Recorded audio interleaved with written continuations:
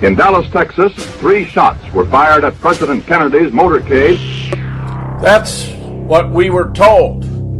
Most Americans never believed Lee Oswald was the lone gunman, for excellent reasons. In fact, there were at least 6 shooters who fired from 8 to 10 shots or more who are identified here. We have, finally, the solution to the greatest murder mystery in history, laid out for the world to see, proof after proof after proof.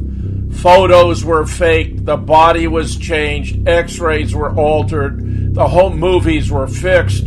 15 experts contribute to a 529-page book with 1,037 photos and diagrams in black and white and color. Hi, this is Gary King. If you'd like JFK, who, how, and why, and would like to support the new JFK show, then go to patriotradiobooks.com. That's patriotradiobooks.com.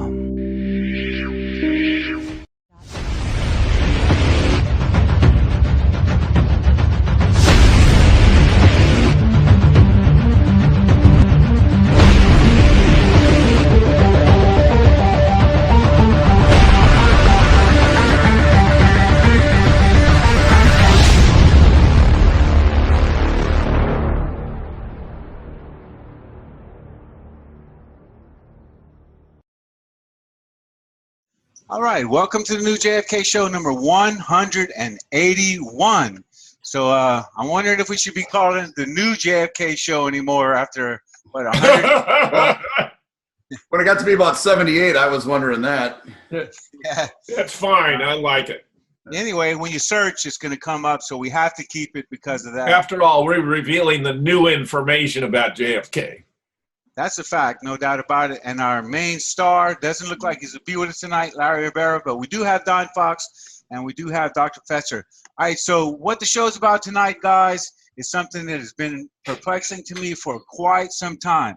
Now, one of the first things that you will hear on the reasons JFK was killed is going to be the Federal Reserve, and he was moving against the Federal Reserve, and he was going to issue Treasury notes that weren't Federal Reserve notes, and I believe we're wrong about that. We have James Corbett, which I've watched many videos. Though he likes to keep it on the light side, he does do a lot of good work, and he's been doing it for a very long time. The author of the Creature from Jekyll Island, G. Edward Griffin, I have the utmost respect. I've listened to radio shows from and video shows from him for years and years and years, and not one time has he pulled a Alex Jones where, you know, they turned on us. And we're very much used to people turning on us, but these particular people have not. So we got James Corbett, G. Edward Griffin, and also Bill Still. If everyone remembers, the one who produced the Money Masters, I believe it was, and he also believes everything that's been said here. So I was thinking about getting the guys on as guests, but then again, hey, they already did it, so we might as well go ahead and listen to it. So we want everyone to give us their opinion. Now, it's going to be a little long, but there's a lot of good information here, and I really think it's time that we address this issue. So here we go. Executive order was part of that whole machination. So the exact opposite of what is being claimed here about Executive Order 11110 going against the bankers is the reality. You're listening to the Corbett Report. Welcome, friends. This is James Corbett of CorbettReport.com coming to you in a conversation that is being recorded on the 16th of May 2017. And I'm here today to talk to you about something that I continue to receive on a, if not weekly, at least regular basis from various viewers and listeners out there. That is the comment or the question about the JFK myth. Specifically, the idea that JFK was targeted for assassination by the bankers behind the Federal Reserve System because he was on the verge of scrapping the Federal Reserve, overturning it, replacing Federal Reserve notes with U.S. Treasury issued debt-free precious metal-backed currency.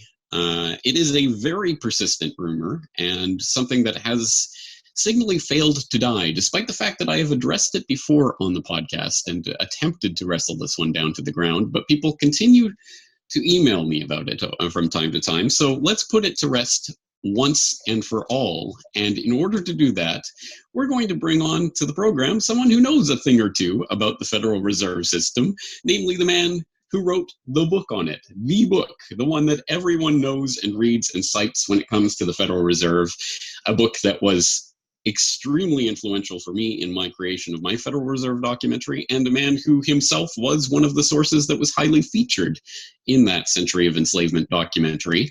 I'm referring to, of course, none other than G. Edward Griffin of Need to Know News at needtoknow.news. You'll have to correct me if I got that URL wrong. No, you got it fine. Need to know .news. Yeah. I was thrown off because .news is still not a very common URL, but at any rate, it is needtoknow.news, and it will, of course, be linked in the show notes. G. Edward Griffin, thank you so much for taking the time to talk with us today. Well, thank you, James. It's a pleasure to be on your show as usual. I have watched you grow in your wisdom and your knowledge and your audience base over the years, and you have truly a very impressive operation going there. So it's my honor to be part of this. Thank you. Excellent. Well, thank you so much for that. Coming from you, that does mean an awful lot to me. So let's get into the subject of today's conversation, which, as I say, is about this JFK myth, or as you call it in The Creature from Jekyll Island. You have a section on the JFK rumor, which you dispelled at that time, decades ago when you first wrote that book. But let's examine this in some more detail, because I think we really need to address some of the specifics that are raised in this rumor so that we can understand that the truth is, in fact, the exact opposite of what these people are claiming. So, probably a source that most people are, wittingly or not, getting this rumor from is Jim Marr's book, Crossfire, on the JFK assassination. And I want to preface this by saying that I think this is still a very valuable tome for researchers into the JFK assassination. There's a lot of very important information that Jim Marrs was able to uncover, a lot of legwork and investigative journalism that went into the creation of this, lots of very important, valuable information that stands. Unfortunately, some information that doesn't stand, and I think this is one example of that, which was really only mentioned in passing on a page or two here, but I think is probably the source of a lot of people coming to understand this. So let's just read a little bit about the argument itself. Jim Marrs writes, "Another overlooked aspect of Kennedy's attempt to reform American society involves money.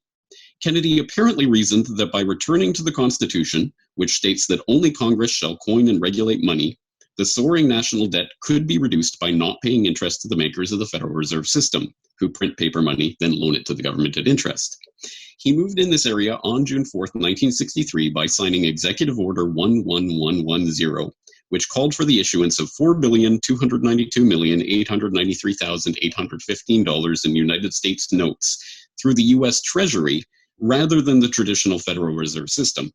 That same day, Kennedy signed a bill changing the backing of $1 and $2 bills from silver to gold, adding strength to the weakened U.S. currency.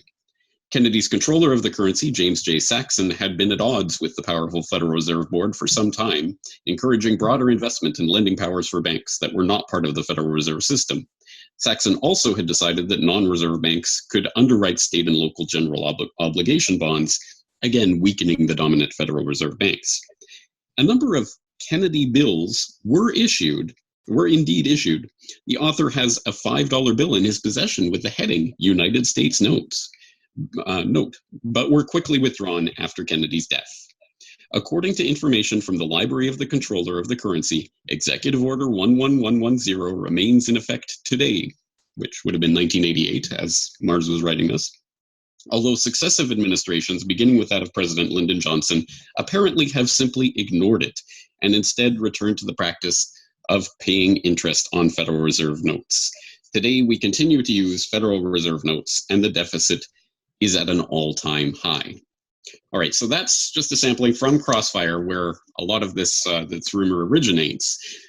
G. Edward Griffin is a very persuasive case that's being laid out here, even very specific figures about exactly how many notes, the dollar value of the notes that were issued and all of this. And he has in his possession a $5 US note that was issued under Kennedy in 1963. It sounds like a very persuasive case. What is wrong about it?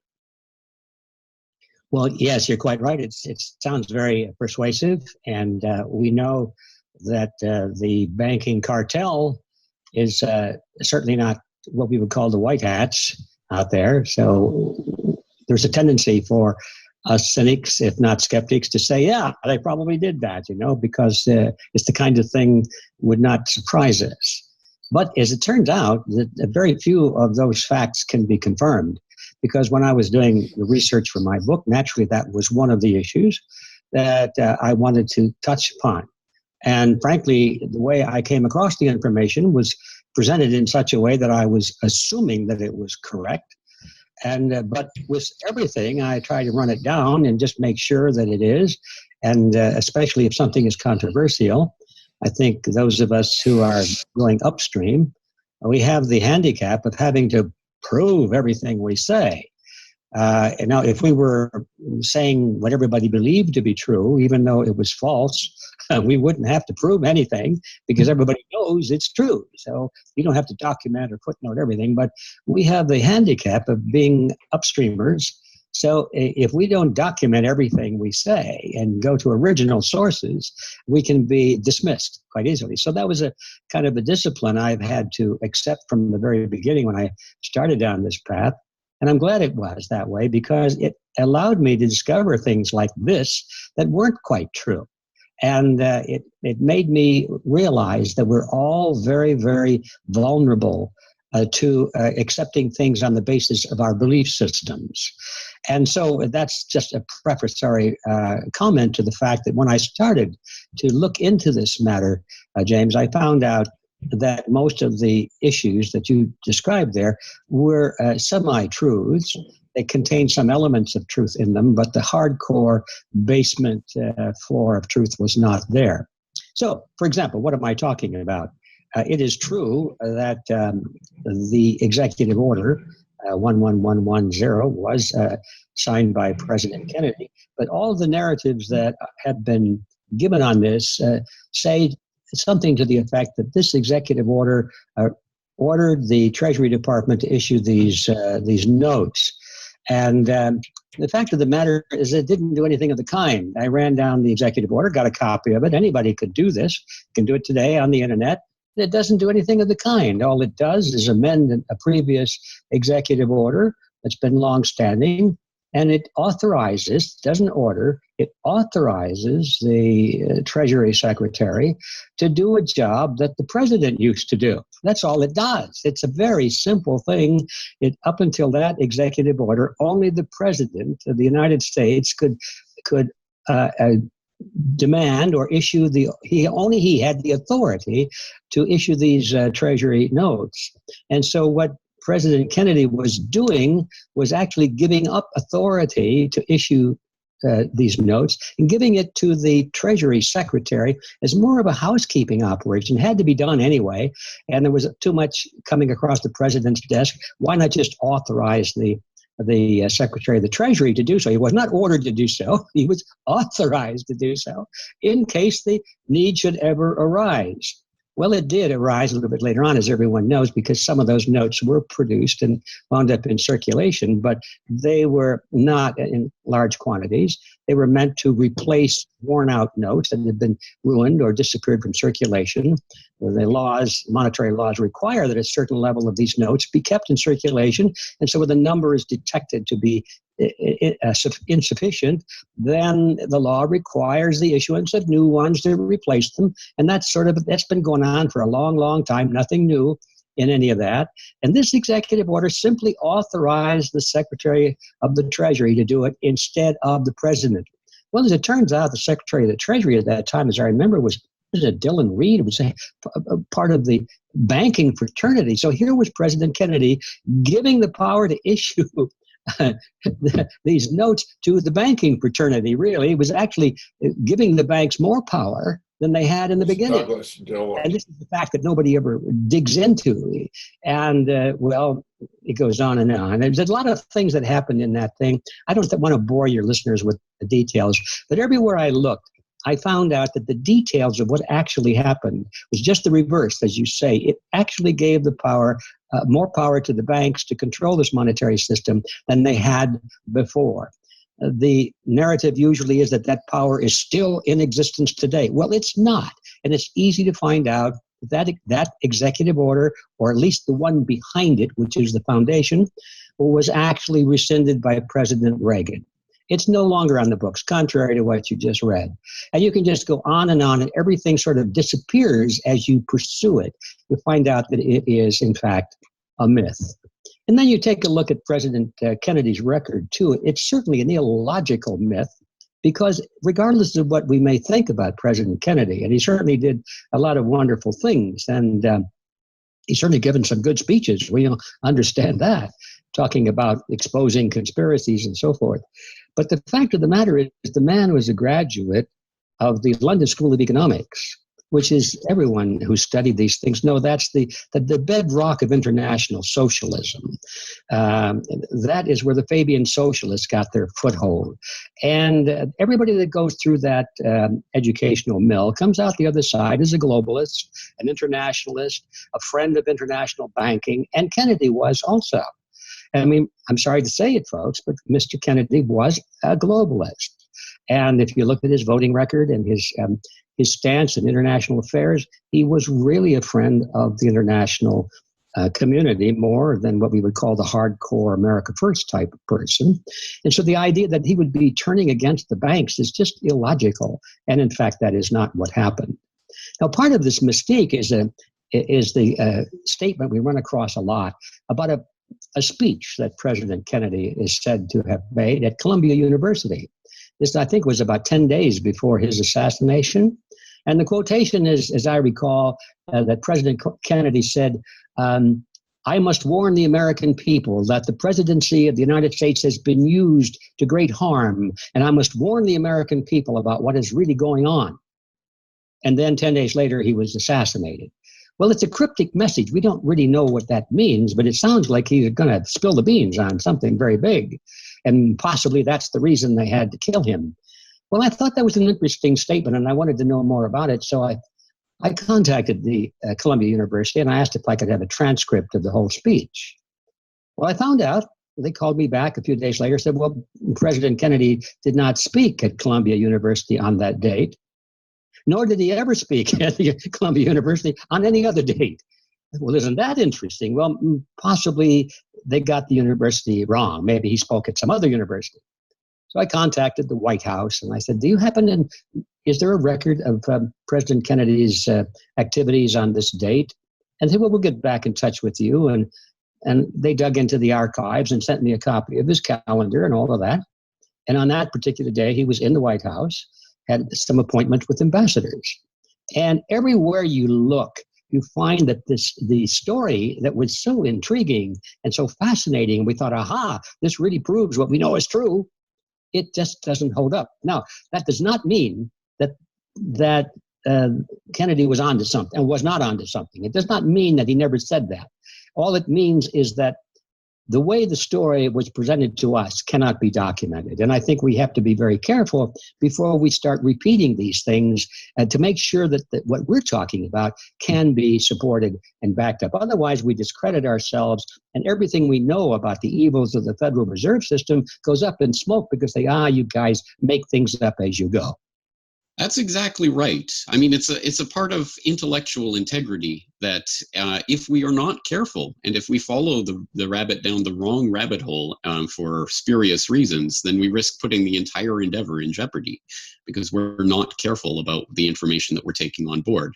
To follow up on some of the things that you mentioned there, yes, the JFK mystique and the myth seems to permeate everything surrounding JFK, so that anything will fit into this narrative that he was some sort of godly figure from on high that was sent to, shepherd America into a great era, and he was stolen from us, which, I mean, I understand why that mystique is there, but it permeates everything, including even that secret society conspiracy speech, which is often cited, but often only a few minutes segments of that much larger speech, and only certain pieces of that speech are generally put together into what sounds like a continuous 3 or 4 minute speech, but is in fact little bits and pieces. If you go and listen to the full speech, it is not only clear that he was talking about the Soviet conspiracy, but in fact that the warning that he was giving to journalists in that speech was a warning that we have a free and open society, so you guys better learn to shut up when you need to shut up, because we don't want to have to crack down on you. It is really remarkable when you look at the speech in its entirety, which I did back in Questions for Corbett number 18, so people can check the archives for that. Just to add a little bit more meat to the bones of what you're discussing there, yes, we won't bore people with all of the individual details, but we will put a link into an article that you wrote several years ago, putting all of this in perspective, that was on your Freedom Force International site, in which you talk about Executive Order 10289, which was the underlying order that was first issued in 1951, that this order amended to basically, yes, transfer the right of the president, the authority the president had to issue those notes, to the Treasury Secretary, who, as you say, was part of the banking complex. So it was, if anything, an attempt to get rid of that power, or at least put it into the banking oligarchs' hands. And as you say, the issuance that did take place in 1963 was part of a congressionally mandated issuance in compliance with an 1868 Act of Congress, which directed the Treasury to maintain the amount of U.S. notes outstanding at a fixed level. So it had to be done in 1963. What Kennedy did was essentially transfer the power to the Treasury Secretary to ultimately start the process of stopping that regular issuance, which in fact is exactly what occurred. That issuance never occurred again after 1963. There you have it. The whole essence of this executive order, if you want to really follow it to its core, was to remove silver from the monetary system. Yes, and it gets even more explicit than that, because I will read from the economic report of the president, i.e. President Kennedy's economic report of January 1963, where he wrote, quote, "I again urge a revision in our silver policy to reflect the status of silver as a metal for which there is an expanding industrial demand. Except for its use in coins, silver serves no useful monetary function. In 1961, at my direction, sales of silver were suspended by the Secretary of the Treasury. As further steps, I recommend repeal of those acts that oblige the Treasury to support the price of silver, and repeal of the special 50% tax on transfers of interest in silver, and authorization for the Federal Reserve System to issue notes in denominations of $1, so as to make possible the gradual withdrawal of silver certificates from circulation and the use of the silver thus released for coinage purposes. I urge the Congress to take prompt action on these recommended changes." There he is in his own words saying that he wants to withdraw the silver certificates, and this executive order was part of that whole machination. So the exact opposite of what is being claimed here about Executive Order 11110 going against the bankers is. Well, you know, James, I know that you know this. Whenever you take a stance like this and you blow away one of these myths, you're going to come under attack from people who will say, "Oh, are you on the other side? Are you a traitor? Are you? You're going on the side of the banks or whatever because you're not supporting the myth." I was amazed that when I published that article that you were referring to years ago, I was inundated with people. I thought they were going to come and lynch me because they thought I was attacking Kennedy, and they thought I had gone over to the dark side because I was simply quoting the truth. It's amazing how human nature works that way. It is. And as you say, the people's perceptions, people's ideas can sometimes override any sort of rational basis for those beliefs. And again, in Creature from Jekyll Island, you do talk about, for example, citing Kennedy's close relationship to the international banking community, right? One of the early American advocates of socialism on a global scale, including the draining of wealth away from the rich United States, was John F. Kennedy. He undoubtedly learned the concept while attending the Fabian London School of Economics in 1935-36, just prior to his father's appointment as ambassador to England. When JFK became president, his political views continued to carry the imprint of that training. In September of 1963, he addressed the finance ministers and central bank governors from 102 nations at the annual meeting of the IMF World Bank. He explained the concept of world socialism in glowing terms. 20 years ago, when the architects of these institutions met to design an international banking structure, the economic life of the world was polarized in overwhelming and even alarming measure on the United States. 60% of the gold reserves of the world were here in the United States. There was a need for redistribution of the financial resources of the world, and there was an equal need to organize a flow of capital to the impoverished countries of the world. All this has come about. It did not come about by chance, but by conscious and deliberate and responsible planning. Oh yes, central planning. That's the ticket. And James, don't forget to say you were quoting President Kennedy. Yes, yes. Sorry, I should make that clear. That was a quote from President Kennedy at the IMF World Bank.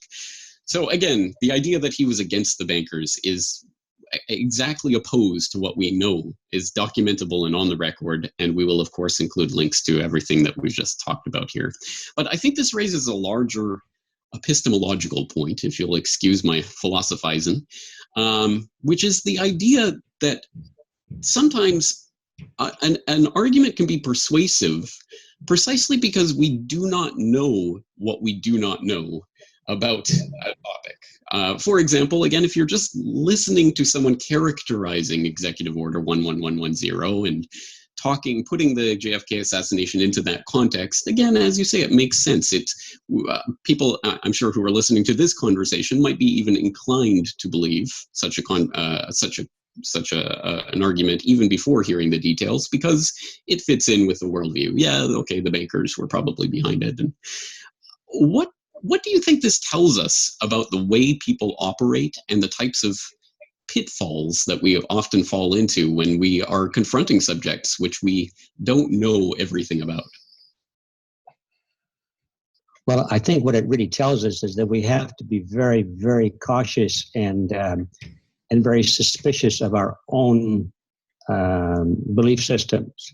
We have to be willing to challenge and question and re-examine, because none of us, I think none of us are immune to that.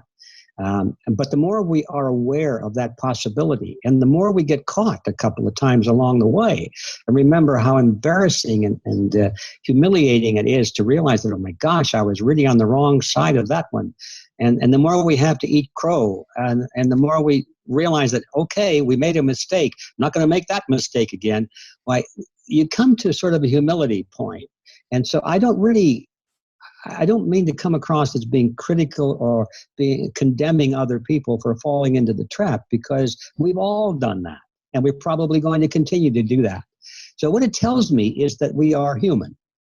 And it tells me we better be jolly well aware of it as we go along, and be cautious and to question authority. I don't care whose authority. We have our own authorities, right? I mean, I consider you to be an authority. You consider me to be an authority on the Federal Reserve. Okay, that's great. I appreciate that. Thank you. But question that authority, because, I'll guarantee you that I've made mistakes, and I just don't know which ones they are. And nobody does, but probably somebody will point it out to me.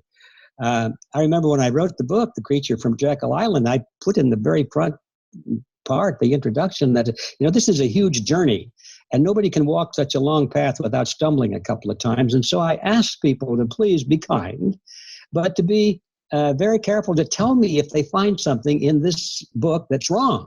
I want to know. I want to correct it. And I'm happy to say that I didn't get too many of those that came in. A lot of them found typographical errors, of course, but only a couple of factual errors. But I was delighted to get those critiques so I could change it and set the record straight. So I haven't had any of those in quite a few years now, but I'm telling you that everybody makes these mistakes because we assume that information is correct because it comes from the right source. But we have to question authority all the way. Such an important point to make. And yes, this applies to everyone, including myself, including yourself, including every single person listening to this conversation. We will all get caught up in this at some point. It's important to understand and acknowledge that blind spots exist and that we will all make mistakes. And the best we can do is continually check and recheck our assumptions against the actual facts as we can best determine them. It's not a 100% spotless, flawless process. It's not going to be unerringly just going towards the truth at all times. We will stumble. But the point is, we have to at least be willing to question ourselves and our beliefs and our assumptions at all times. And it's a difficult process because it's so easy to fall into comfortable habits of thinking. But you're probably not listening to this conversation if you're one of those people who prefer the comfortable habits of thinking rather than challenging your beliefs. I'm sure you fell down a rabbit hole or other somewhere along the way if you've ended up here. So welcome, and I'm glad to have you aboard, and we're all in this together. We all have to continue checking our assumptions on even things like the JFK myth. We'll take a quick break. We'll be right back. JFK 181. In Dallas, Texas, 3 shots were fired at President Kennedy's motorcade. That's what we were told. Most Americans never believed Lee Oswald was the lone gunman, for excellent reasons. In fact, there were at least 6 shooters who fired from 8 to 10 shots or more who are identified here. We have, finally, the solution to the greatest murder mystery in history, laid out for the world to see, proof after proof after proof. Photos were faked, the body was changed, x-rays were altered, the home movies were fixed. 15 experts contribute to a 529-page book with 1,037 photos and diagrams in black and white and color. Hi, this is Gary King. If you'd like JFK, who, how, and why, and would like to support the new JFK show, then go to patriotradiobooks.com. That's patriotradiobooks.com. Gary, here's a rebuttal I want to offer. I mean, you have 2 worthies there. You have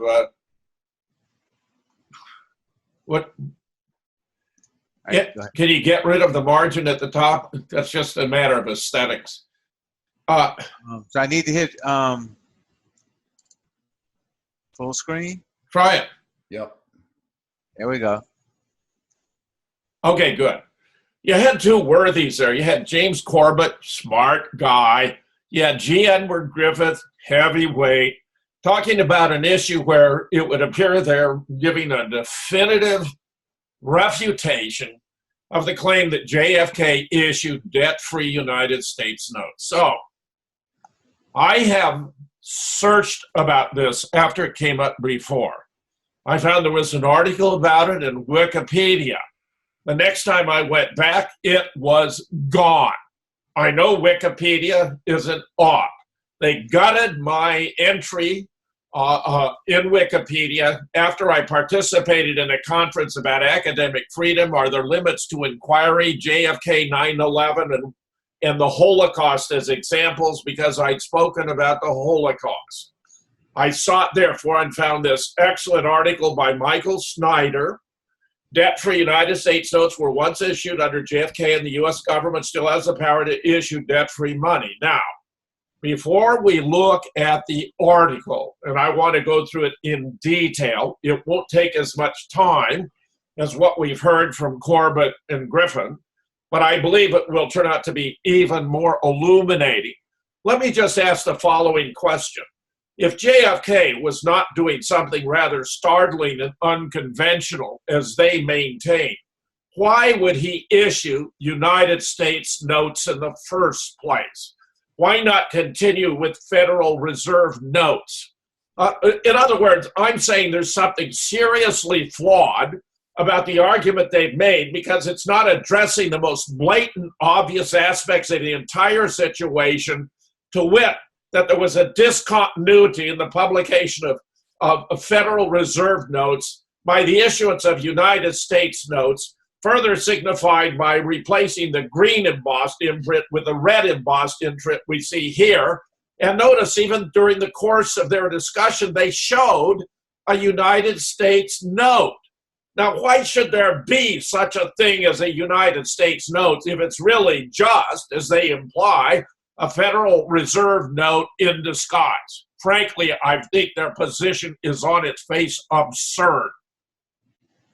Now let's go through this article, and then I want you and Don to offer your observations. Most Americans have no idea that the U.S. government once issued debt-free money directly into circulation. America once thrived under a debt-free monetary system, and we can do it again. The truth is that the United States is a sovereign nation, and it does not need to borrow money from anyone. Back in the days of JFK, Federal Reserve notes were not the only currency in circulation. Under JFK and at various other times, A limited number of debt-free United States notes were issued by the United States Treasury and spent by the U.S. government without any new debt being created. In fact, each bill said United States note right at the top. Unfortunately, United States notes are not being issued today. If you stop right now and pull a dollar out of your wallet, what does it say right at the top? It says Federal Reserve Note. Right. Normally, the way our current system works is that whenever more Federal Reserve notes are created, more debt is also created because we are paying the Federal Reserve interest for printing our money. So for every dollar they print that says Federal Reserve note, we owe them. We therefore have an indent. We are indebted to the Federal Reserve, which is absurd. This debt-based monetary system is systematically destroying the wealth of this nation. But it does not have to be this way. The truth is that the U.S. government still has the power under the U.S. Constitution to issue debt-free money, and we need to educate the American people about this. Gary, scroll. Posted below are pictures of the front and back of a United States note printed in 1963 while JFK was president. Notice it states United States notes, red embossed imprint. Notice there's a red seal instead of a green seal on the front, and it says United States note rather than Federal Reserve note. According to Wikipedia, United States notes were issued directly into circulation by the U.S. Treasury, and they were first used during the Civil War. Scroll. They were originally issued directly into circulation by the U.S. Treasury to pay expenses incurred by the Union during the American Civil War. Over the next century, the legislation governing these notes was modified many times, and numerous versions have been issued by the Treasury. So why are we using debt-based Federal Reserve notes today instead of debt-free United States notes? It seems rather stupid, doesn't it? Well, that's what Thomas Edison thought too. Thomas Edison was one quoted in the New York Times as saying the following. Please scroll to the top, Derek. Thank you. That is to say, under the old way, anytime we wish to add to the national wealth, we are compelled to add to the national debt. Now, that is what Henry Ford wants to prevent. He thinks it is stupid, and so do I, that for a loan of $30 million of their own money, the people of the United States should be compelled to pay $66 million. That is what it amounts to with interest. People who will not turn a shovel full of dirt or contribute a pound of material will collect more money from the United States than will the people who supply the material and do the work. That's a terrible thing about interest. In all our great bond issues, the interest is always greater than the principal. All of the great public works cost more than twice the actual cost on that account. Under the present system of doing business, we simply add 120 to 150% to the stated cost. But here is the point. If our nation can issue a dollar bond, it can issue a dollar bill. The elements that make the bond good makes the bill good.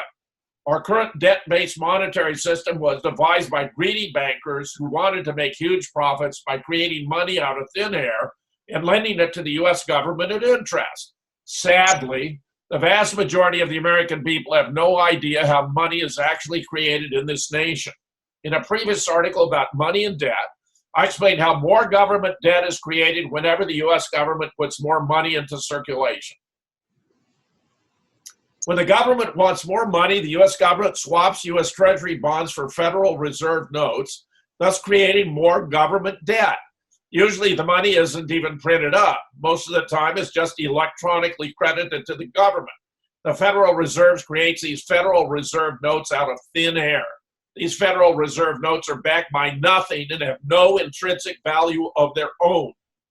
When each new Federal Reserve note is created, the interest owed by the federal government on that new Federal Reserve note is not also created at the same. It means to say, is now also created at the same time. So the amount of the government debt that is actually created exceeds the amount of money that's created. Isn't that a stupid system? The U.S. Constitution says the federal government is the one that should actually be issuing our money. In particular, according to Article 1, Section 8 of the U.S. Constitution, it is the U.S. Congress that has been given the responsibility to, quote, coin money, regulate the value thereof in a foreign coin, and fix a standard of weights and measures. So why is a private central banking cartel issuing our money? As is the case with so many other issues, we desperately need to get back to the way the U.S. Constitution says we should be doing things. The debt-based Federal Reserve System is literally stealing the future from our children and our grandchildren. Back in 1910, a couple of years prior to the passage of the Federal Reserve Act, the national debt was only about $2.6 billion.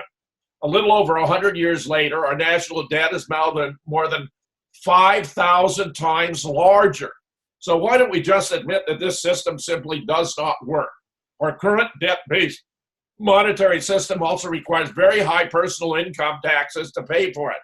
In fact, it's no accident that the personal income tax was introduced at about the same time that the Federal Reserve System originally came into existence. Our children, our grandchildren, and many generations after that are facing a lifetime of debt slavery because of us. As I've written about previously, if the federal government began right at the moment to repay the U.S. national debt at the rate of $1 per second, it would take over 440,000 years to pay off the national debt. Neither the Republicans nor the Democrats are proposing any solutions to this problem. Rather, both parties are only trying to slow down the rate at which we are going into even more debt. But the truth is that the federal government does not have to go into a single penny of additional debt. How could this be? It is not too complicated. If Congress took back the power of over our currency and started issuing debt-free money, a lot of our problems could be fixed. The basic plan would look something like this. 1, the U.S. Congress votes to take back all the functions that it has delegated to the Federal Reserve and begins to issue debt-free United States notes.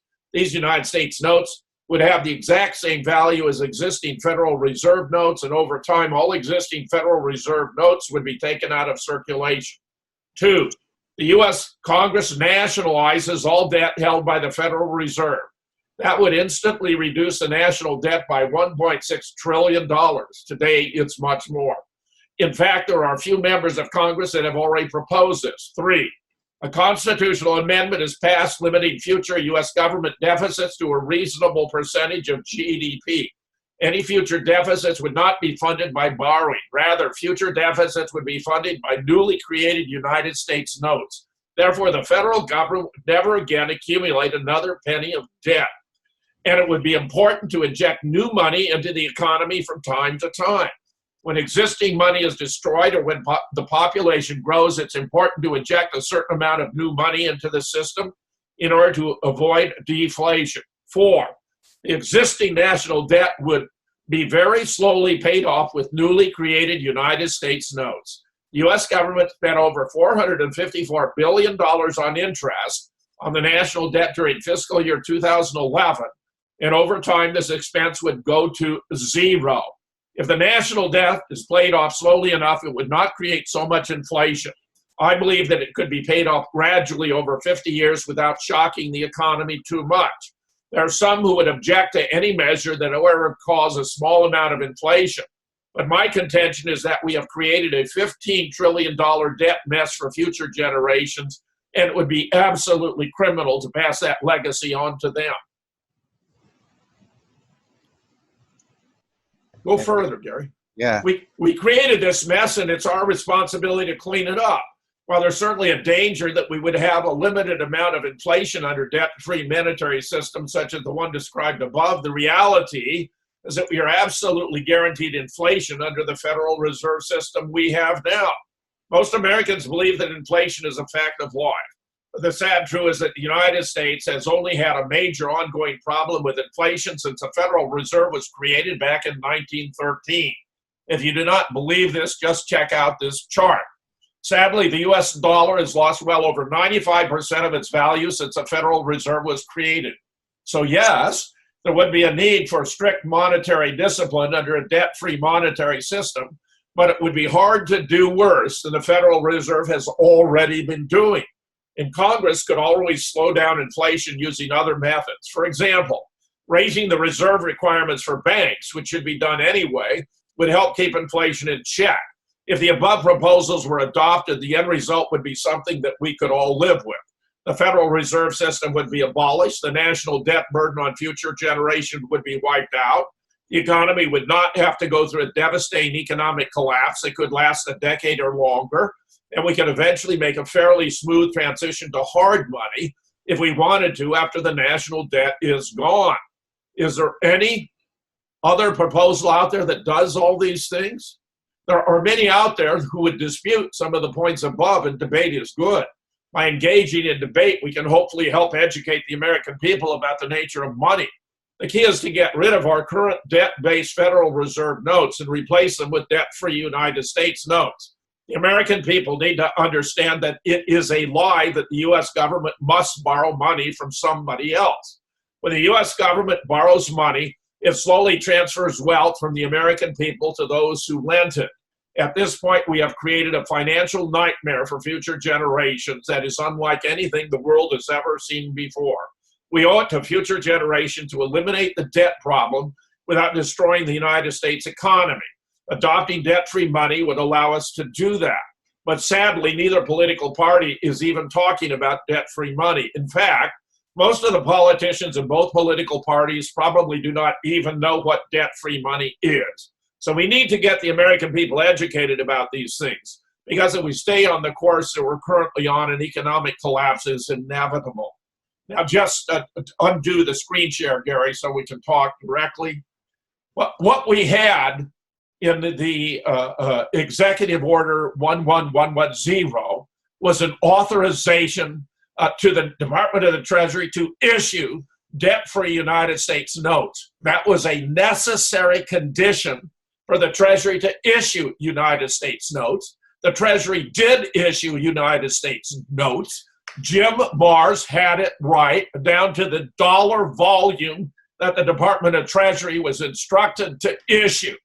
James Corbett and G. Edward Griffin, in spite of their sterling credentials, are simply wrong.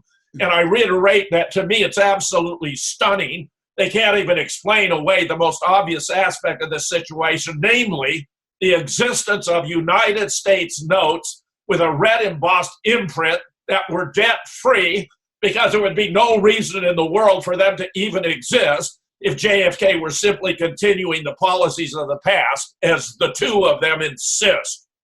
I am incensed about this, and I want you to send this to James Corbett and to G. Edward Griffin and tell them I would be very glad for Mark Snyder. Sounds like you're really ripe for the debate there, Don. Okay, all right. So there's a few different issues going on here. Okay, so we need to, as Jim would say, we need to sort this out a little bit. Okay, now I used to be on Jim's side of this until I read Final Judgment. So if you get into the appendix of Final Judgment, I'm just going to quote Piper here. Piper, and I've read this on the show before, but it's been probably over a year, so no harm in doing it again. So I'm on page 446 of the ebook of Final Judgment, and anybody can download this. You want to put it on screen share? If I do that, I won't be able to read it because I'm getting old. Oh, okay. I've got it on my other monitor, and I need to be able to see it. So it's not going to take too terrible long. Okay, and so Piper says, and now for the facts. Okay, he essentially is addressing the argument Fetzer just gave us there. So essentially, at issue is whether Executive Order EO 11110, signed by JFK on June 4th, 1963, and supposedly repealed by LBJ within hours of JFK's death, approved more than $4 billion in U.S. notes issued directly by the Treasury in place of Federal Reserve notes, which earn interest for the Federal Reserve banks. In fact, it was the Reagan administration, not LBJ, that finally repealed Executive Order 11110, and this executive order dealt with silver certificates, not greenbacks, when Reagan signed EO 12,608, which revoked several outdated executive orders. Executive Order 11110 dealt with granting the Secretary of the Treasury the authority to issue rules and regulations pertaining to freeing the Secretary to act without presidential approval on silver bullion sales. As President JFK revoked both of these with EO 11,110. To repeat, the issuance of greenbacks, technically known as United States notes, was not even the subject of Executive Order 11,110. The greenbacks that were issued during the Kennedy administration were issued pursuant to a longstanding federal legislation mandating that a certain number of U.S. notes always be in circulation by the Treasury Department, although, as we shall see momentarily, the Treasury has not been following that mandate. For those not versed in the intricacies of finance and the Federal Reserve controversy, here's a brief description of U.S. notes as written by the late Gertrude Coogan, longtime student of the money question. Quote, U.S. notes are the kind of money for which the private banker is not charging the taxpayer's interest. They are real money and pass today as full legal tender. If all the money in use in this country were issued by the United States government, we would not have periods in which the volume of money suddenly diminished for some mysterious reason, i.e. like the Great Depression. U.S. notes draw no interest on their creation and they cannot be recalled. In short, U.S. notes provide no profit for the private banking interest, whereas Federal Reserve notes do. However, for the record, we will cite that the correct explanation as to why, one, U.S. notes were indeed issued during the Kennedy era, and two, U.S. notes now appear to be withdrawn from circulation. The fact is that an act of Congress passed on May 31st, 1878 declared that the U.S. Treasury is required to keep $322,539,016 in U.S. notes in circulation at all times. However, as the Treasury Department officer, Rudy Verriel, then Director of the Currency Operations Division at the Treasury Department, admitted to the Spotlight in a 1982 interview, the Treasury itself was not issuing the U.S. notes into circulation, even though it was mandated to do so by the long-standing congressional legislation. He said that the U.S. notes were put into a so-called issue vault, but as the Spotlight commented, it would appear that by some sort of semantic wizardry, and we do mean semantic, bureaucrats consider these locked up notes to qualify as circulating currency. So they're in a special circulation vault where nothing circulates. Yeah, where they circulate from one room to the next. Yeah, exactly. Yeah, the public never touches them. In fact, it does appear that the last time the U.S. notes were introduced into the economy was during the JFK administration, but to repeat, it was done so not by the special executive order issued by the president that is so often cited by those who say that the Federal Reserve killed JFK. Instead, the issuance of these U.S. notes during the Kennedy era was done pursuant to a law already on the books. And those who cite an executive order by JFK, in fact, refers to silver certificates, are making a big mistake and unintentionally are not doing a disservice to the research into the JFK assassination conspiracy. I cannot overemphasize this fact. The Spotlight published these stories to try to counteract the misinformation that it played a part in circulating, only to find that there have been so many people committed to the story and determined to prove that the Federal Reserve killed JFK, they might have actually taken umbrage with the Spotlight's efforts to get the record straight. And Piper goes on to talk about how he had possession of a U.S. note that was issued in 1966. So some of these were still coming out during the LBJ era. I'm not saying the Federal Reserve killed JFK, as you well know, but the Federal Reserve had a motive for taking it out. And John J. McCloy, who was at the ratification meeting the night before, was not only our former High Commissioner to Germany, but the former Chief Executive Officer at Chase Manhattan Bank, and was there representing the Eastern establishment. They were there at the Murchison home the night before, agreeing to the assassination of JFK, that it should go forward the following day. And we had these notes. I had one in my hand as a young Marine Corps officer. I've mentioned it many times. I think the discussion of Corbett, even if I accept your analysis based upon Michael Collins Piper dissection, is hopelessly inadequate because it doesn't explain why having these debt-free notes not only happened at the time, but was a good idea and ought to be reaffirmed. If you've got two worthies like James Corbett talking about this, especially G. Edward Griffin, they ought to be emphasizing what a good idea it would be to return to United States notes, as Mark Snyder has so clearly delineated.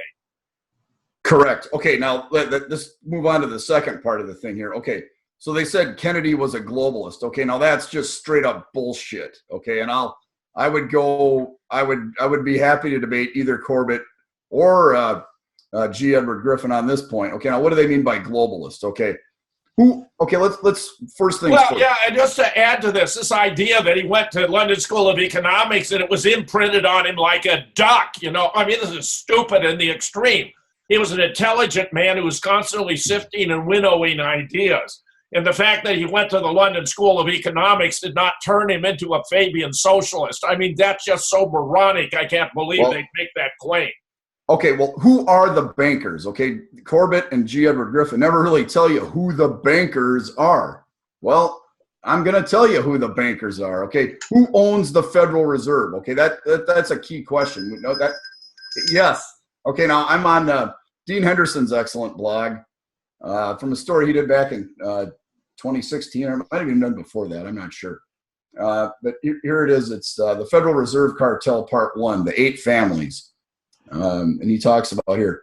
J.W. McAllister, an oil insider with House of Saud connections, wrote in the Grim Reaper that information he acquired from Saudi bankers cited 80% ownership in the Federal Reserve Bank, by far the most powerful Fed branch, by just 8 families, 4 of which reside in the U.S.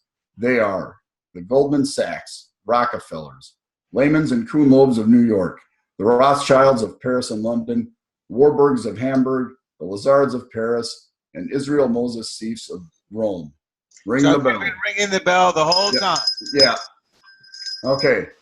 CPA Thomas D. Shaw corroborates McAllister's claims, adding that 10 banks control all 12 Federal Reserve branches. He names N.M. Rothschild of London, Rothschild Bank of Berlin, Warburg Bank of Hamburg, Warburg Bank of Amsterdam, Lehman Brothers of New York, Lazard Brothers of Paris, Kuhn Loeb of New York, Israel Moses Seif Bank of Italy, Goldman Sachs of New York, and J.P. Morgan Chase Bank of New York. Shaw lists William Rockefeller, Paul Warburg, Jacob Schiff, and James Stillman as individuals who own large shares of the Fed. The Schiffs are insiders at Kuhn Loeb. The Stillmans are Citigroup insiders who married into the Rockefeller clan, the Roggenfelder clan, at the turn of the century. Now, give me more about G. Edward Griffin's overall take on the Federal Reserve. I mean, calling it the creature from Jekyll Island obviously suggests he doesn't have a positive, affirmative stance toward it. But he's done some of the most groundbreaking work on waking people up to the Federal Reserve and what they're all about. I mean, But Gary, what could be a more central issue than having money for which we have to pay interest versus having money for which we don't have to pay interest? I think he's betraying the whole point of his research when he doesn't deal with this in a more objective, even-handed fashion. Well, he was saying there was a law in the books and they had to do this, and there had to be so much money back in circulation. So he was saying this has been going on a long time, and he was just doing what normally happens, and not so much, we're going to take down the Federal Reserve and all that. I mean, he had a lot going on. But surely his attitude is highly critical toward the Federal Reserve. Oh, absolutely. He's on our side as far as who they are. And, he never goes quite, about ringing the bell. Yeah, he does not name the Jew. He doesn't talk about the ethnic war that's going on between. Don, that's insulting. That's unbelievable. That means he's giving us a limited hangout.